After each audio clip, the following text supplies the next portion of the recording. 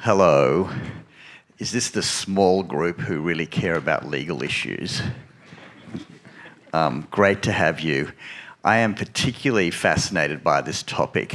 For those of you who don't know me, I'm Jodee Rich, the founder of NFT.NYC and NFT Cred. I always like to embarrass my wife first, who's in the audience. Would you wave to everyone, please? She's also a lawyer, but a wonderful wife lawyer. Andy Lee, I'm going to be in trouble later. Andy Lee, Andy, you've been in digital assets for a very long time. Andy is also performing this afternoon as a musician with his daughter. Yes, 3 o'clock, fantastic. And then, Mike, you've been a friend for over a decade. Over a decade. One of the best digital asset gurus in Silicon Valley. I hope I can live up to that. So what interests me about this case that we're going to talk about is that we have basically been left alone in the NFT space. The regulators have been hunting down those crypto fiends and they've been leaving us alone. And then this case came up. So I wanted to make sure that we featured it at NFT.NYC with two of the best experts in the industry. Andy's going to tell us a little bit about the case, and then Mark is going to hopefully bore us to tears with the Howey test issues, which for many years I have hoped does not apply to NFTs. So over to you, Andy. Thank you. Tell us a bit about this case. Thanks, Jodee. So as most of you probably know, the Dapper Labs case involves the NBA Top Shots moments, which were one of the earliest and kind of most successful, very successful early on NFT projects at the beginning of the craze. This particular case is brought not by the SEC, which is one of the interesting factors of it, right? Because this isn't the SEC coming after Top Shots and saying you're securities. Doesn't mean they wouldn't think that. But it was brought by a private plaintiff's lawyer, a class action lawyer, because the securities laws do provide for private rights of action. So when you're in this space thinking about this, you can think about, gee, what's the SEC going to think? What's the SEC going to think? But you also have to worry about the plaintiff's bar, which involves, and not to denigrate these lawyers, I do plaintiff's work and defendant's work, but there's an opportunistic element to this, and when you have something that is very successful and involves the NBA and there's a perceived view of deep pockets, these kind of lawsuits are going to be inevitable. But it's the same claim that the SEC might bring, which is basically the moments, the Top Shots moments, which were, I'll get a little bit of the facts, basically video highlights that the NBA Players Association and Dapper Labs all kind of agreed upon. We're going to mint these video moments into NFTs so that they can be verified on the blockchain. And even though anyone could probably find these videos or find them on YouTube, if you own the NFT of it, you have the digital provenance of being the owner of that original verified version of that clip. So that seems like a long way from Howey and a long way from SEC. So Dapper's perspective in the case is that these are basically the equivalent of baseball cards, right? Collectible baseball cards. But you have this plaintiff's lawyer comes along. All it takes is them to have really one person to serve as a class representative, and a lot of other potential people with similar common interests. Does everyone in the audience know what a plaintiff's lawyer is? These are lawyers who... The people the plaintiff is the claimant, someone who is bringing a lawsuit. And in the class action world, there are professional class action plaintiff's lawyers, and they look for cases to bring on a class basis. And the reason for the class action sort of structure is there's often cases, and many of you have probably gotten class action settlement notices in the mail or maybe even a check for like 32 cents or something involving some big securities fraud litigation. It wouldn't be worth your time to go and bring a lawsuit on your own to recover 32 cents. So how did the plaintiff lawyer make the connection between a baseball card NFT and a security? Well, if you read the complaint, you can see they talk a lot about, and they cite newspaper articles and blog articles about how people talking about, okay, I got this pack right? The Top Shots sells the moments in packs, kind of like you used to open packs of baseball cards. You never know what you get. They would sell them for a very low price. You open up, if you happen to have the LeBron James dunk, it was immediately worth hundreds of thousands, if not millions of dollars. People were turning around and selling it. So they said, the plaintiff's lawyer said, okay, people are not buying these to consume them, to use them as trading cards. People are buying these because they can turn around and make a lot of money on them. And therefore, we think it's an investment contract, right? An investment product. Not all investments are securities, but they're saying these are securities. So they file a complaint. And they tell their whole story, and they say, here's why this is a security under the law.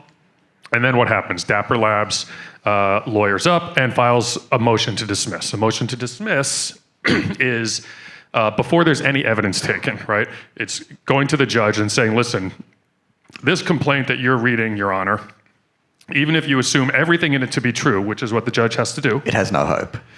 It doesn't satisfy the law. Therefore, it would be a waste of time to make us go through discovery and produce documents and have a trial. Because even if they're right about all the facts, under the law, they're wrong.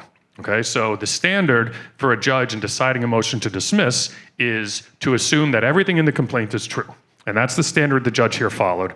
They are also allowed to rely on things that are incorporated into the complaint, like these blog articles, and they can take judicial notice of certain things as well. So it hasn't really been heard, the case. This is It has not been heard at all. And very significantly, there's a couple of things that are really significant here, and why, as I kind of told you yesterday, there's a view of this that it's basically a nothing burger from the perspective of... A nothing burger. A nothing burger, right? Burger. Nothing burger, yeah. Burger. A nothing burger. That's one of these technical terms legal that term. only the litigators use. Only lawyers know what a nothing burger is. Yeah. So a couple of reasons for that. Number one, the judge specifically said in his decision that it is first of all, he said it was a very close call, right? And when you combine that with the fact that he's just making the decision based on the complaint's allegations, not on any actual evidence. Oh, you mean if you assume all the evidence is right and the complaint is right, it's still really 50-50 as to whether this case should go on or not? Well, not the evidence, the allegations. Right. So the judge is saying, I assume all these allegations to be true. It's a very close call. So maybe he's saying 51%. I'm going to let the plaintiffs go forward with their case, gather the evidence, and try to prove it. So number one, he said it's a very close call. Number two, from a precedent perspective, in terms of relying on this case in other situations, he very specifically said a couple of times, it's a very narrow decision, which means it's based just on the facts of this case. Now, he did a good job canvassing the law in this area and talking about all the other precedents that's out there. So it is a good educational thing to read.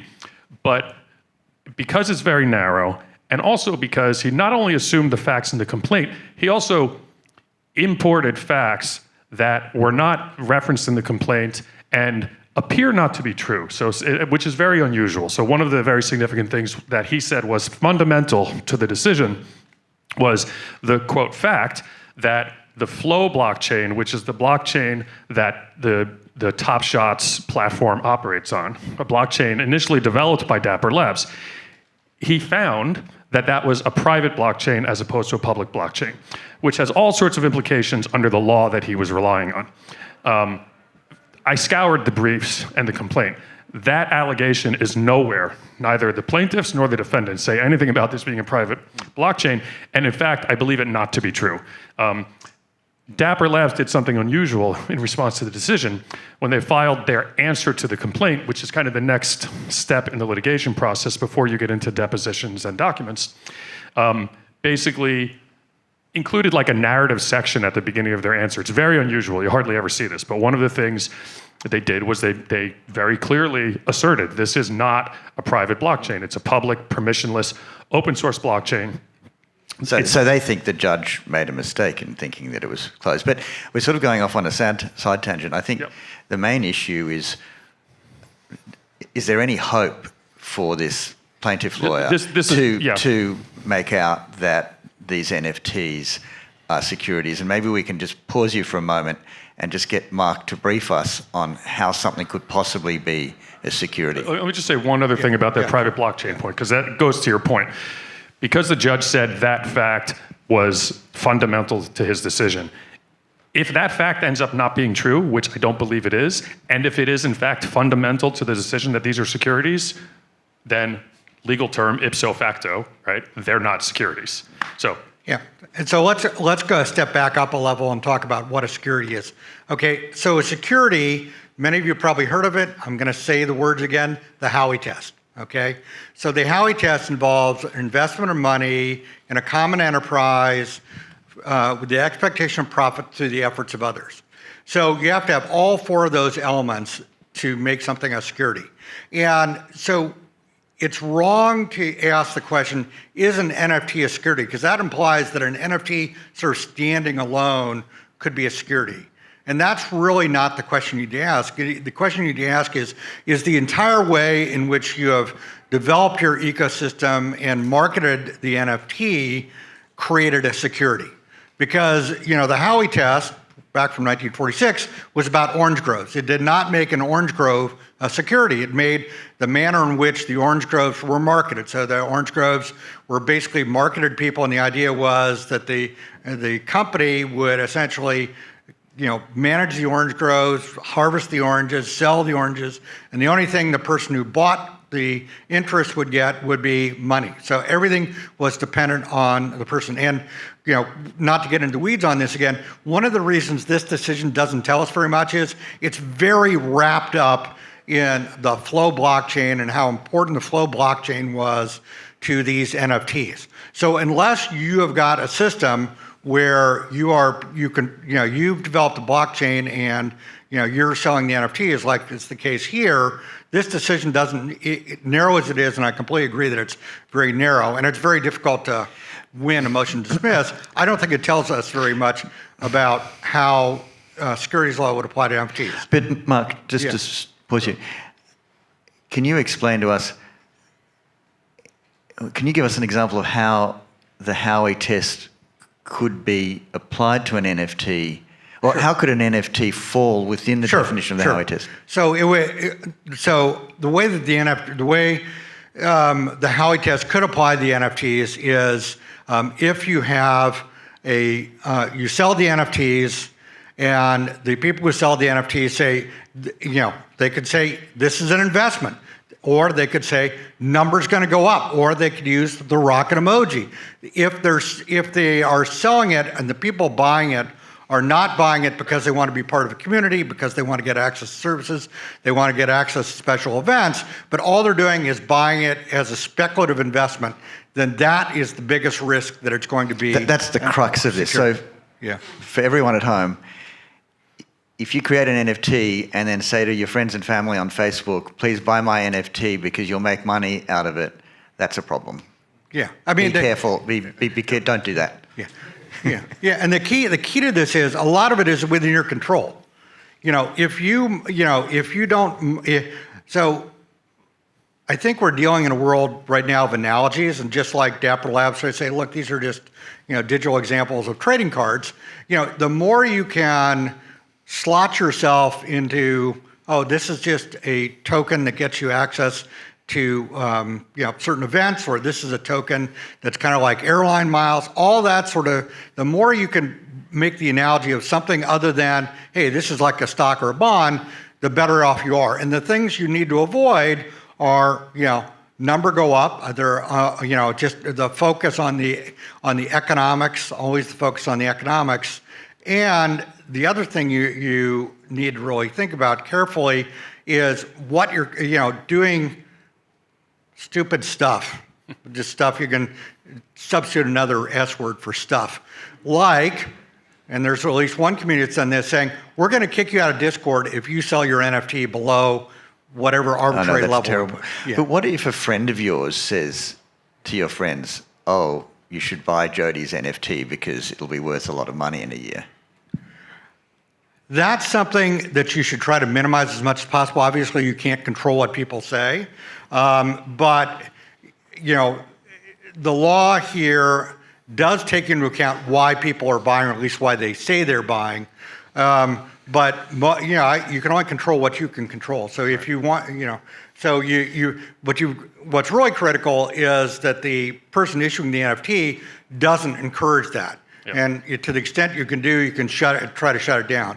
Because when I talk with NFT projects, I talk about, are you building community? Are you providing value beyond just having the NFT sitting out there? But if your friend says it's a great thing, everyone should buy Jodee's NFT and you'll make money, and then Jodee comes along and says, no, don't listen to my friend, you won't make any money. That's sort of weird too, isn't it? Well, you don't actually, obviously you need to craft the message. The first thing is to tell your friend that unless he wants to pay for all your lawyers, to shut the hell up. But what you can do is say, you could message it in a way, we're focused on building a community.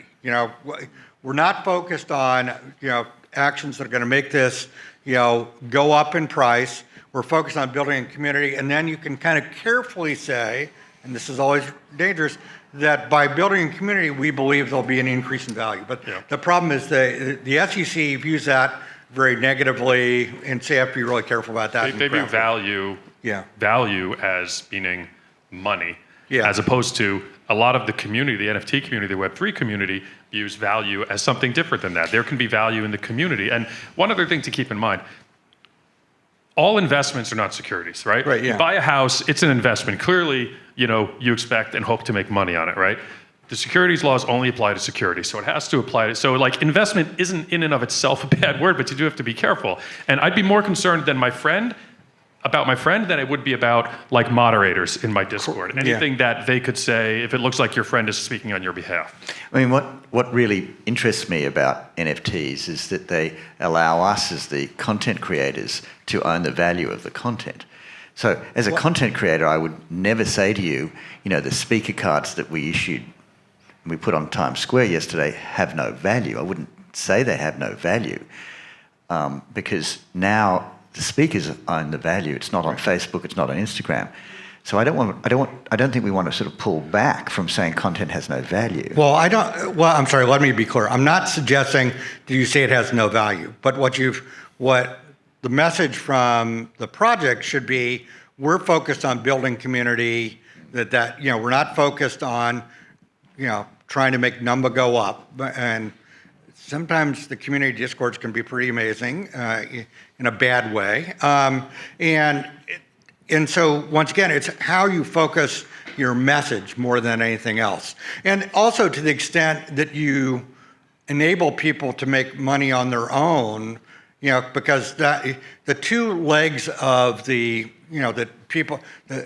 two areas where people try to avoid the Howey test are, number one is it a common enterprise? In other words, does it depend on are you working together as a group, and do you depend on the group to increase the value of your NFT? The monetary value. Yeah, and to the extent that the NFT, for example, if you have full commercial rights, I think there's a decent argument that it's not it's not less a community. More importantly, it's not through the efforts of others. It's your own efforts that make that particular NFT. But the flip side of that is if the project itself is reserving the commercial rights and were to say to holders, okay, we're going to go out in the world and we're going to make merchandise with our art and our NFTs, and we're going to share the profits from that merchandise with NFT holders.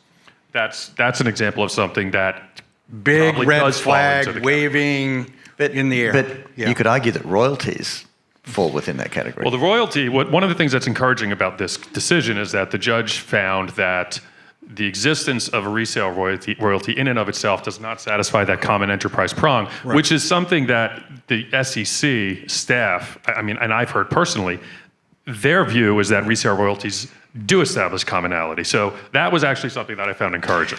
So I agree. Our wonderful stage manager is waving furious at me that we are out of time. This is a super interesting topic. I think we should do a webinar on it. That'd be great. Sure. In the Be next happy to do month, it. because we could be talking for an hour. For sure. And it is a fascinating thing that we are having to wrestle with a 1946 ruling. But just one takeaway here is the SEC is looking at NFT projects. Even Hester Pierce, who's Crypto Mom, who's the most favorable of the commissioner with the most favorable view of the whole crypto community, has said NFTs can be securities. It depends on how you structure it. They just haven't told us what that structure means. That's correct. That's because I think no one really understands. No one understands it. Now we do have one federal court decision, Yeah. at least trying to apply the test. Yeah. Yep. This has been a really great conversation. I feel like we've barely scratched the surface. Yeah, so there's a lot to be to do. continued, and I will organise sometime over the next month or so to have a webinar on this, and we'll send a note out, and those of you who wish to participate and ask questions, then to be continued. Thank you very much. Thank you. Thank you.